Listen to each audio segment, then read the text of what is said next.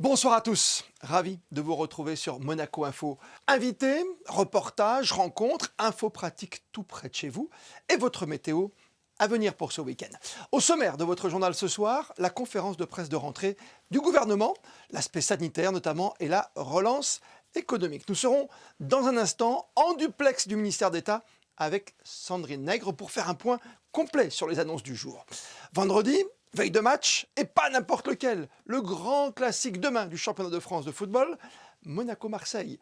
Il a évolué dans les deux clubs. Franck Sauzet sera avec nous dans un instant pour évoquer ce joli choc de fin d'été, où vous êtes nombreux d'ailleurs en cette saison à profiter de conditions exceptionnelles, notamment pour la navigation. Aussi, nous nous rendrons devant le Yacht Club de Monaco pour monter à bord de ces voiliers d'exception qui participent à la Classic Week, où l'art de vivre, l'art de la table également reste essentiel. Sans oublier de feuilleter ensemble l'agenda de votre week-end en principauté. 20 ans après, l'émotion est toujours là, les souvenirs aussi. Isabelle Picot, ambassadrice de Monaco auprès des Nations Unies, nous rejoindra en duplex à la fin de ce journal de New York, où elle reviendra avec nous sur cette matinée du 11 septembre 2001, qu'elle a vécue de l'intérieur. Les premières images, l'horreur, les premières heures également, puis l'émotion, la crainte et ces lendemains qui ne seront plus jamais comme avant. Et ce, à quelques heures bien sûr des premières commémorations sur place. Mais sans plus tarder, direction le ministère d'État, nous attend Sandrine Nègre pour revenir sur les principales annonces du gouvernement en cette conférence de rentrée, avec déjà un point sur la situation sanitaire. Sandrine, situation actuelle avec une bonne nouvelle, le taux d'incidence qui continue de baisser. Bonsoir Christophe, bonsoir à tous. Oui, ce taux d'incidence est de 117 à ce jour contre 287 au mois de juillet lors de la flambée de l'épidémie. Mais nous le savons bien évidemment, cela ne signifie pas que la crise sanitaire est derrière nous, bien au contraire. Un terme a d'ailleurs été utilisé à plusieurs reprises, celui de vigilance. Et pour faire face à ce virus et à tous ces variants, voici les mesures et le dispositif qui se poursuivent. Port du masque en intérieur et en extérieur, plutôt bien respecté d'ailleurs, comme en attestent les contrôles de la sûreté publique, recours au pass sanitaire. En principauté, quelques chiffres maintenant, 26 135 personnes ont été vaccinées en primo-injection, 74,6% du personnel de santé a été vacciné. Concernant la troisième dose dont il est beaucoup question actuellement, sachez que sur le sol monégasque, elle est à ce jour réalisée auprès des personnes dont le système immunitaire est particulièrement affaibli et sur recommandation d'un spécialiste. Écoutons à présent le ministre d'État Pierre Dartout que nous avons pu interroger à l'issue de cette conférence de presse. Ce que je voudrais dire, c'est qu'il y a un certain nombre de choses, de propos, d'écrits qui sont véhiculés autour des manifestations, pas forcément par tous les manifestants, qui ne sont pas exacts. La première chose, c'est qu'il n'est pas question d'étendre au-delà des professions de santé l'obligation de vaccination dans la loi. La deuxième chose, c'est qu'il n'est pas question non plus d'étendre la vaccination aux moins de 12 ans et notamment aux bébés. Parce que j'ai lu qu'on voulait rendre la vaccination obligatoire pour les bébés. C'est inexact. Enfin, il y a un point qui a été soulevé qui est propre aux structures hospitalières, et notamment au CHPG. On dit on manifeste pour avoir les avantages donnés par ce que l'on appelle le Ségur, c'est-à-dire les avantages salariaux. On manifeste pour qu'ils soient rétroactifs à compter du 1er janvier. Cette décision a déjà été prise en juin. Et donc ce n'est pas normal que l'on manifeste pour quelque chose qui est déjà décidé. L'actualité des jours à venir va également être marquée par le projet de loi qui sera étudié mardi en face au Conseil national. Sur quoi repose, en piqûre de rappel concrètement, ce projet ? Ce projet a été travaillé d'abord par le gouvernement. Il a été travaillé par le Conseil national qui a amendé le projet de loi. Les amendements qui nous ont été communiqués par le Conseil national, nous considérons qu'ils sont tout à fait acceptables. Nous avons eu un dialogue très riche avec le Conseil national et maintenant nous attendons le vote par le Conseil national qui interviendra mardi. Voilà pour ces précisions apportées par Pierre Dartout. Et en cette rentrée, Sandrine, volet économique également à l'honneur. Oui, Jean Castellini, le ministre des Finances et de l'Économie, a évoqué la fréquentation hôtelière, la fréquentation touristique aussi pour cet été 2021. Des fréquentations qui sont plutôt bonnes. Le message est donc positif. Il se poursuit en cette Monaco Classic Week et bientôt avec le Monaco Yacht Show. Plus de 60% de taux d'occupation dans les hôtels sont attendus. Pour les commerces, une nouvelle donne en cet été 2021, une forte clientèle du Moyen-Orient et beaucoup d'Allemands, ainsi que vous l'imaginez, beaucoup de Français. Concernant les aides à présent, sachez que la CAIR s'est réunie fin août et voici le dispositif qui a été établi. Poursuite du soutien auprès des entreprises qui le nécessitent. Bien évidemment, si elles sont éligibles, elles devront faire part de leur volonté d'être soutenues. Concernant le CTTR, évolution également dans ce même sens, il se poursuivra jusqu'à la fin du mois de décembre auprès des entités qui le nécessitent réellement. Enfin Sandrine, d'autres annonces ont également rythmé cette conférence de presse. Oui, des informations, Christophe, qui concernent tout particulièrement le département de l'équipement, de l'environnement et de l'urbanisme. Et des informations qui vont, vous allez l'entendre, prouver que la transition énergétique n'entend pas être freinée par cette crise sanitaire. Monaco organise du 16 au 22 septembre, la semaine européenne de la mobilité à travers différents temps forts, parmi lesquels le 17 septembre, covoiturage Klaxit, le 19 septembre, la gratuité des bus et le 22 septembre, Monaco On. Les bornes de recharge électrique seront tout particulièrement à l'honneur. Christophe, nous y reviendrons, bien évidemment. Merci Sandrine. Dans le reste de l'actualité, beaucoup de sport. On va y revenir. Et tout d'abord, cette visite ministérielle sur fond de Méditerranée. Yannick Belliver, bonsoir. Annick Girardin, la ministre de la Mer en France, était en visite aujourd'hui à Monaco, reçue comme il se doit tout d'abord par l'ambassadeur de France à Monaco. Bonsoir Christophe, bonsoir à toutes et à tous. Reçue par Laurent Stefanini et le prince Albert II, la ministre de la Mer est en voyage sur le Rocher pour aborder la coopération franco-monégasque sur les sujets maritimes. Parmi ces étapes de la journée, le siège de l'Organisation hydrographique internationale pour parler sécurité de navigation. Direction ensuite le musée océanographique avant de s'entretenir avec les autorités monégasques, celles qui œuvrent en faveur des océans et des mers.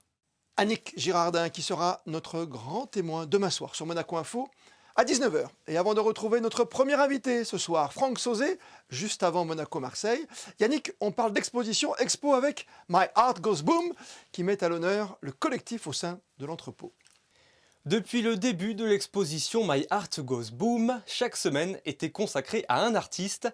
Changement de programme pour les 6 prochains jours avec pas moins de 20 créateurs mis à l'honneur en même temps. C'est une initiative de Joris Brantuas et Dave Van Dorst, les créateurs de l'exposition au sein de la galerie L'Entrepôt. Du 9 au 15 septembre, vous pourrez donc découvrir les univers très différents de tous ces artistes avant de revenir au format classique. La semaine suivante, du 16 au 22, ce sera au tour de la Française Virginie Soubérou d'être exposée. Autre exposition avec cette fois nos amis les plus fidèles. Ce week-end se déroule l'exposition canine internationale de Monaco. Samedi et dimanche, à l'espace Fontvieille, vous pourrez apprécier les plus beaux lévriers du monde, la race mise en avant pour l'occasion par la Fédération cynologique internationale. Qu'ils soient afghans, irlandais ou whippets, ils seront tous jugés par un jury international selon leur catégorie. Enfin, le prince souverain viendra en clôture remettre les grands prix d'honneur. Veille de match, et je vous le disais, pas n'importe quel match, oui. Un fameux classique dans le championnat de France de football en Ligue 1. C'est Monaco face à Marseille ce samedi soir. Excitant, ô combien passionnant ce rendez-vous. Pour en parler avec nous, ce soir, il a joué et à Monaco et à Marseille. Champion d'Europe, évidemment avec l'OM. À jamais les premiers, voici Franck Sauzet. Bonsoir à vous Franck. Bonsoir Christophe. Merci de nous retrouver parce que c'est toujours excitant, surtout quand ça va bien, entre Monaco et Marseille. Oui, exactement. Puis ce sont quand même deux grands clubs qui ont vraiment marqué l'histoire du football français. Il y a eu des titres, il y a eu des finales de Ligue des Champions aussi, mais du côté de Monaco aussi, un grand club où pas mal de joueurs sont sortis également. Donc c'est vrai que vous l'avez dit tout à l'heure, c'est très excitant. Très excitant ce rendez-vous. Deux équipes qui sont un peu cherchées en début de saison, changement d'entraîneur, évidemment notamment à Marseille. Et puis cette équipe de Monaco qui a loupé le coche en Ligue des Champions malheureusement cette saison, mais qui est là, ça y est, enfin présente au rendez-vous. Oui, c'est bien parce que ça aurait pu vraiment leur couper les jambes. Je crois que ça s'est joué un peu, certainement peut-être un peu d'expérience aussi dans ce genre de match. On le sait, ça se joue toujours à des détails. Il se trouve que ça, bon, mais ça a été contre Monaco, mais je suis persuadé que ce match peut et doit servir justement ensuite pour les poules de la Ligue Europa. League. Donc, je pensais sincèrement que Monaco a vraiment un coup à jouer encore une fois cette année. Puis ce serait bien voilà, que le club joue à fond cette compétition. Il faudrait qu'un club français la gagne, cette compétition aussi. Ce n'est pas une compétition qui compte pour du beurre. Ça permet aussi de faire jouer, de faire tourner les effectifs et progressivement aussi de devenir de plus en plus compétitif. Et pourquoi pas essayer d'aller jouer les premiers rôles, certes, mais pourquoi pas aller chercher le titre aussi. Regardez, l'année passée, PSG n'a pas été champion. Christophe, vous savez bien, c'est lui qui l'a été. Donc ça doit donner des exemples. On va revenir à ce match qui va nous animer demain soir à 21h. On sera tous au stade Louis II. Déjà, ça, c'est bien. Un vrai public dans un stade. C'est vraiment l'enseignement numéro 1 de cet été. Oui, sincèrement. Je me mettais souvent à la place des joueurs lorsque je regardais les matchs à la télé. Qu'est-ce qu'on peut ressentir, quoi. C'est terrible parce qu'il y a, quand on joue, bien sûr, on est heureux, on fait ce métier, on est heureux, on est sur le terrain, mais on ne peut pas être heureux et satisfait pleinement s'il n'y a pas un échange, s'il n'y a pas une communion avec le public. C'est vrai que, demain, il va y avoir, lors du prochain match, il y aura du monde, les gens arrivent, on sait qu'à Monaco, ça se passe toujours bien. Généralement aussi, il y a beaucoup de Marseillais qui viennent aussi. Donc, il faut espérer que ce soit vraiment la fête, Christophe, entre ces deux clubs qui se respectent vraiment. Oui, ça serait bien parce que quand on parle de Marseille, on n'oublie pas qu'il y a eu Nice-Marseille il n'y a pas très très longtemps. Et pour l'image du football, c'était vraiment pas beau. Ce qu'on a vu, évidemment, avec ces sanctions qui sont tombées, match à rejouer, avec des matchs de sursis. C'est un peu compliqué de pouvoir juger à chaque fois. Ils l'ont fait comme ils ont pu du côté de la Ligue de football et de la commission de discipline. Mais on n'a pas envie de revoir ces images-là avec un public peut-être trop excité de venir au stade quelque part. Mais certainement qu'il y a eu effectivement un sentiment d'excitation sur le fait d'avoir été privé de match depuis tellement longtemps. Mais Christophe, ça aussi, les instances doivent prévoir ce genre de choses. On doit prévoir, anticiper. L'anticipation, elle ne se fait pas que sur le terrain, je veux dire sur le carré vert entre les joueurs. Les instances doivent justement prévoir ça. Beaucoup de similitudes entre ces deux clubs, en tout cas, que vous avez connus. Vous avez été champion de France, champion d'Europe avec l'Olympique de Marseille, vous avez gagné Coupe de France avec Monaco. Je ne vais pas vous demander une comparaison entre les deux clubs. Plutôt, que retenez-vous de Monaco? Tiens, ça c'est intéressant, Franck Sauzet.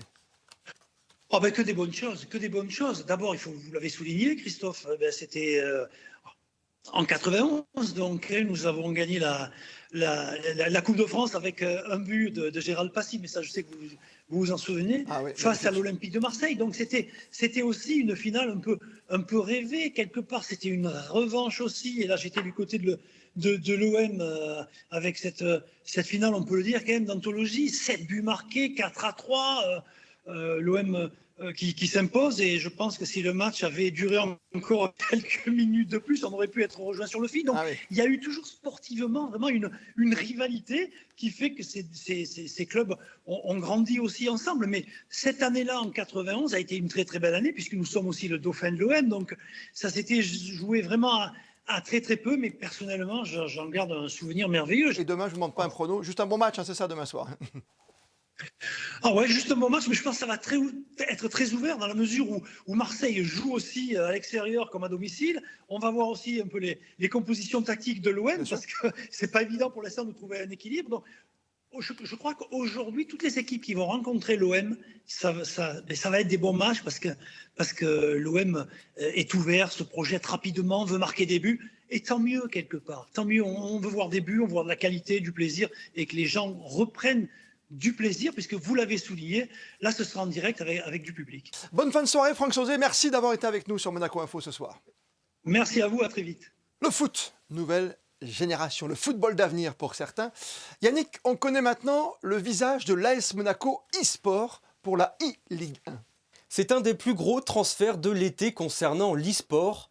Mino, l'un des meilleurs joueurs du monde sur le jeu vidéo FIFA, vient de signer avec l'AS Monaco eSports. Membre de l'équipe de France, il intègre donc le roster de cette saison 2021-2022 de e-Ligue 1. Et on l'a appris aujourd'hui, le champion 2020 retrouvera à ses côtés celui qu'il avait battu en finale la même année, Reizia. C'est un retour aux sources pour l'ancien joueur du LOSC qui avait porté les couleurs monégasques entre 2017 et 2018.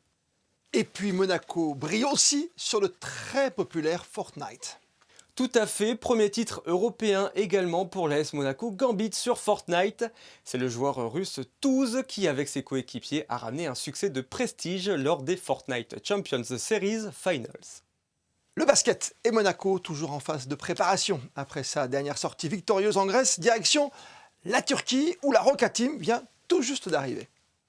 Les Monégasques prêts à en découdre et à entrer dans la nouvelle phase de préparation. L'intensité va monter d'un niveau encore dans cette Istanbul Cup, un tournoi à 4 équipes dans lequel la Roca Team va débuter par un match face aux Serbes du Partizan Belgrade ce samedi à 16h. En cas de victoire, le match pour le titre se jouera dimanche à 19h contre le vainqueur du match, Fenerbahçe Unix Kazan. Les meilleurs jeunes joueurs de tennis européens prêts à en découdre sur la terre battue du Monte Carlo Country Club. Le Tennis Europe Junior Masters Monte Carlo se déroulera du 13 au 15 octobre prochain sur le célèbre site du Monte Carlo Country Club. Les 8 meilleurs joueurs et joueuses des catégories moins de 14 et moins de 16 ans s'affronteront sur la terre battue monégasque. Un tournoi prestigieux qui a vu des anciens vainqueurs devenir des très grands joueurs comme Rafael Nadal, Alexander Zverev ou encore Belinda Bencic. Sport passion cette fois. La Monaco Classic Week passe seulement sur les flots mais aussi au fourneau. Frédéric Hélion, fin gourmet s'il en est, a donc choisi de passer par les cuisines des vieux gréments. Reportage. Sur un bateau, un yacht ou un voilier, il y a le capitaine bien sûr, le personnel de bord avec les hôtesses et stewards, mais aussi un métier essentiel, le chef cuisinier. Dans le cadre de la Monaco Classic Week, une épreuve originale leur est dédiée, le concours des chefs. Le thème de cette année, mer et montagne, chaque candidat se voit remettre un panier rempli de provisions dès 9h du matin. Questo concorso è interessante, molto bello, organizzato molto bene, ci hanno dato un cestino di materie prime molto belle, c'è tante frutte, verdure, carne, pesce, c'è un sacco di cose con quali dobbiamo creare 2 piatti, che sarà molto difficile perché ogni ingrediente ha suo perché da sé. Vediamo, quest'anno è così. Les chefs devront cuisiner à bord en mer et ce seulement avec les ingrédients donnés dans le panier. Les plats devront être prêts pour 17 heures et présentés au Yacht Club à un jury de renom. Amazing jury. We have a 3 Michelin star, Mauro Colareco. For us, it's an intense moment, but I hope everything will be okay. For me, it's an incredible honor. In fact, we come back from a really strong season and really successful season because it was our first one. So we are super happy. And now here is like the dessert for us. So I'm really happy. I'm super anxiety to do it. Après dégustation des plats, le jury a rendu son verdict. Ce concours des chefs 2021 de la Monaco Classic Week est remporté par Thibaut Barbafieri, le chef d'Eileen 1938. 11 septembre 2001, 11 septembre 2021. 20 ans après, tout le monde se souvient d'où il était ce jour-là. Avec nous, invité ce soir sur Monaco Info, Isabelle Picot, qui est avec nous, son Excellence, ambassadrice, représentante permanente de Monaco auprès des Nations Unies. Bonsoir à vous, madame. Bonsoir. Je vous demande à vous, évidemment, tout de suite, où étiez-vous ce jour-là, ce matin-là pour vous aux États-Unis? Ce matin-là, je me rendais à la mission et je me rappelle avoir dit à mon mari, j'étais à un bloc du bureau, oh là là, c'est bizarre, cet avion vole très bas. Le temps d'arriver dans les locaux, le premier avion avait percuté la première tour et ensuite nous avons vu le second rentrer dans la seconde tour en direct à la télévision. Ensuite, ça a été l'horreur. Nous avons vu aussi le Pentagone touché. Et je me souviens d'un ciel bleu limpide d'une fin d'été à New York. C'était un mardi matin, donc. Ensuite, c'est le silence qui s'est abattu sur la ville. Tous les accès à Manhattan ont été bloqués. Et de voir le trafic à l'arrêt et les gens qui sortaient des voitures, qui traînaient leurs valises. Et le silence était uniquement rompu par les sirènes des véhicules de secours. Les communications téléphoniques ont toutes été rompues. Ça, c'était la première journée. L'incompréhension, l'horreur, des collègues qui sont allés se mettre en queue pour le don de sang.